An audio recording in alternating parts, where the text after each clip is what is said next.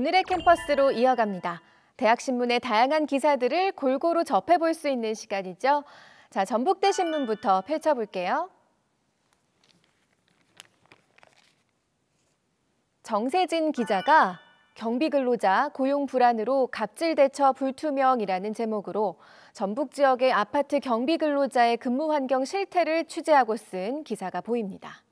지난해 4월 전주시 노인취업센터에서 경비근로자를 대상으로 전주 지역 아파트 경비 청소근로자 근무 환경 설문조사를 시행했다.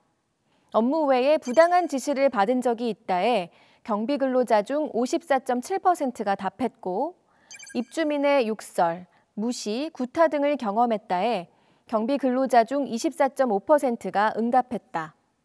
경비근로자들이 겪는 부당한 대우는 이뿐만이 아니다. 현재 경비근로자들은 24시 격일제로 근무를 진행하고 있다. 이 중에서 10시간은 무급 휴게 시간으로 구성돼 있지만 따로 휴게시설이 마련돼 있지 않아서 경비근로자들은 제대로 된 휴식을 취할 수 없는 상황이다. 열악한 근무 환경 외에 불안정한 고용 형태도 경비근로자의 숨통을 조이고 있다. 대다수의 아파트 경비근로자는 위탁관리사, 경비용역회사를 통해 간접 고용된다.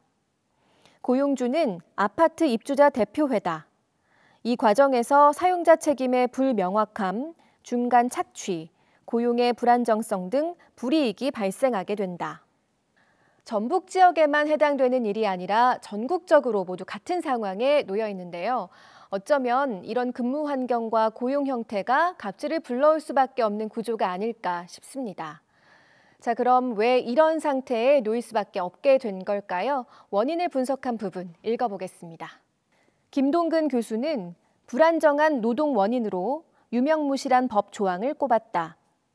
김동근 교수는 아파트 경비 근로자를 보호해주기 위해 경비업법과 공동주택관리법이 있으나 법과 현실 사이 괴리가 있다고 말했다. 그는 경비원이 스스로 업무 범위에 선을 긋는 것은 어려운 실정이라며 현실에 맞게 법을 적용시키려면 아파트 관리비 비용 증가와 관련한 주민의 협력 혹은 경비 용역 인원을 늘려 업무 분담이 필요하다고 표명했다. 하지만 이와 같은 법을 지키기 위해서는 청소나 주차 관리 등의 별도 인력을 고용하면 비용 증가의 원인이 돼 결국 기존의 경비 인력을 줄이는 과정에서 고령의 경비원들이 대량 실직하는 사태가 발생할 수 있다. 정말 암담하고 답답한 현실입니다. 해결책은 없는 걸까요? 현재 여러 각도의 노력들이 진행되고 있다고 하는데 기자가 취재하고 있는 전주시를 비롯해 어떤 노력들이 있는지 일부를 조금 살펴보겠습니다. 전주시청 생태도시구 건축과에서는 아파트 내 협소한 경비실 시설 개선을 추진 중이다. 이는 노후 공동주택 관리 비용 지원 사업으로 전주시에서 시설 개선 비용의 70%까지 지원할 예정이다. 나머지 30%는 주민의 자부담이다. 한편 지난 5월 13일 한국 비정규직 노동단체 네트워크는 경비근로자의 부당 대우 재발을 막고자 직장 내 괴롭힘 금지법에 경비근로자 조항을 신설 보완해야 한다는 내용의 성명서를 제출했다. 이는 직장 내 괴롭힘 금지법에 아파트 입주민의 갑질까지 포함시켜야 하며 입주민이 경비근로자에게 폭언이나 폭행 시 실형이나 벌금형 등 처벌과 함께 강력한 후속 조치가 이루어져야 한다는 내용을 담고 있다. 자, 이어서 서양미술사 전공의 김미선 교수님이 쓰신 명화 소개글을 만나보겠습니다. 색채와 빛의 향연, 파리의 근대적 삶이라는 제목인데요. 르누아르의 물랭드라 갈레트의 무도회라는 우리가 익히 봐왔던 그 작품을 소개하고 있습니다. 르누아르를 비롯한 마네, 모네, 드가, 로트렉, 피사로 등 인상주의자들은 전통적인 미술의 주제에는 관심이 없었다. 그들은 파리의 공원과 몽마르트 주변 식당, 그리고 새롭게 변화되는 근대화된 도심거리에서 도시의 우아한 삶을 누리면서 여유롭고도 혹은 무심한 듯 살아가는 파리 부르주아의 세속적인 삶에 호기심과 열정을 쏟아부었다. 르누아르가 그린 물랭드라 갈레트의 무도회에 모인 부르주아들은 풍요와 여유만 있을 뿐 어떠한 이야기적 주제는 없다.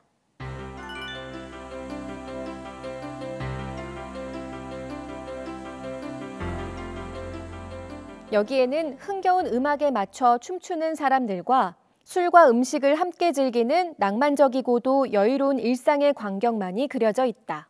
화가는 전통적인 소재나 원근법을 통해 정확하고 주의 깊게 화면을 표현하는 대신 바라보고 참여하고 또한 생동감 넘치게 현실 그대로를 묘사했다.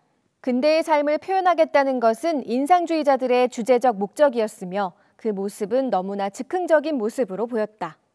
설명을 들으면서 그림을 다시 보니까 르누아르가 그림을 그릴 당시의 모습이 상상이 되면서 그림이 더 가까이 다가오는 느낌이 드네요. 그럼 소개글의 마무리 부분 읽어보겠습니다.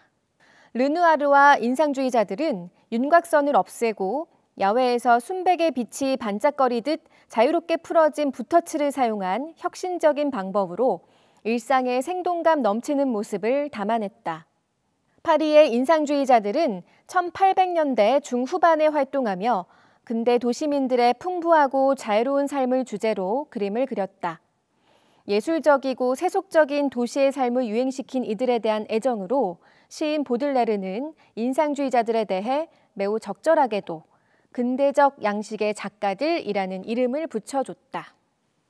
자, 이번에는 조대신문에 최미리솔 기자가 쓴 이태원발 집단 감염, 경각심 고취가 필요하다라는 기사 볼게요.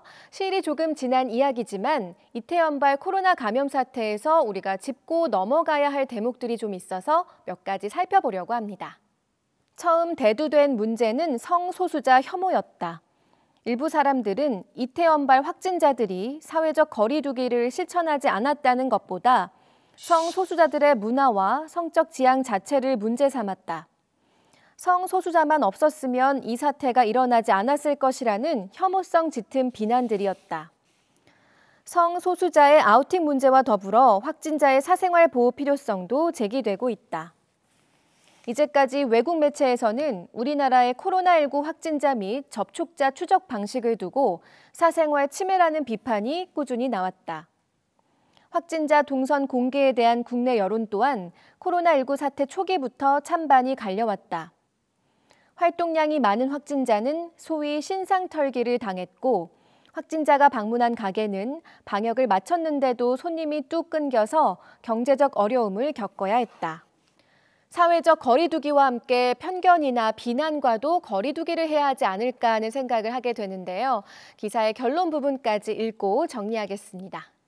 취재 중 무엇보다도 놀란 것은 마스크를 쓴 사람을 찾아보기가 어려웠다는 점이다. 가게 종업원과 몇몇 사람을 제외하고는 모두 맨 얼굴로 거리를 활보하고 다녔다. 마스크 착용과 코로나19에 대한 경각심이 많이 느슨해졌다는 것을 실감했다. 코로나 사태가 앞으로 언제까지 이어질지는 모르지만 또 다른 위험을 야기하지 않기 위해 우리 모두 마스크 착용과 손 씻기를 잊지 말고 생활 속 거리 두기를 실천하자. 자, 마지막으로 카이스트 신문을 한번 살펴볼게요. 하이림 기자가 구인회 빼앗긴 들판에 예술을 남기다라는 제목으로 구인회에 대해 소개하는 글을 실었는데요. 제가 서두부터 읽어드릴게요. 나라가 망해가는데 신화 끄적이냐, 미친놈의 헛소리다.